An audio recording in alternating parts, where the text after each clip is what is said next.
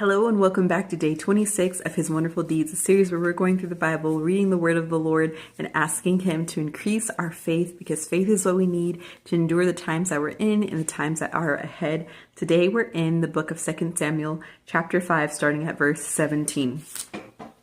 When the Philistines heard that David had been anointed king of Israel, they mobilized their forces to capture him. But David was told they were coming, so he went into the stronghold. The Philistines arrived and spread out across the valley of Rephaim. So David asked the Lord, "Should I go out to fight the Philistines? Will you hand them over to me?" The Lord replied to David, "Yes, go ahead. I will certainly hand them over to you." So David went to Baal Perazim and defeated the Philistines there.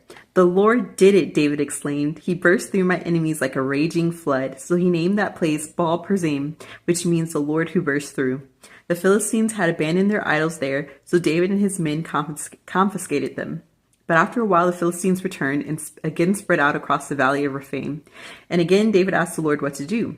"Do not attack them straight on," the Lord replied. "Instead, circle around behind and attack them near the poplar trees. When you hear a sound like marching feet in the tops of the poplar trees, be on the alert.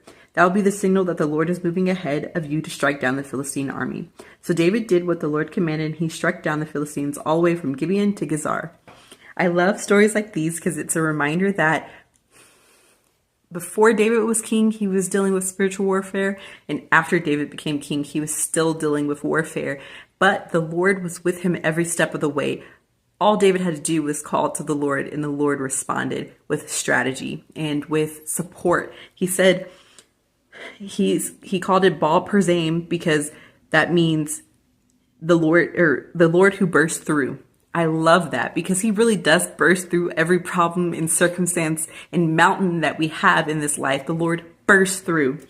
Okay, and then our supporting scripture today is from 1 Peter chapter 1, starting at verse 6.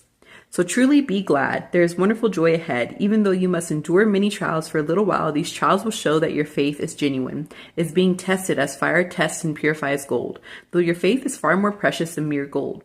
So when your faith remains strong through many trials, it will bring you much praise and glory and honor on the day when Jesus Christ is revealed to the whole world." Our faith is more precious than gold.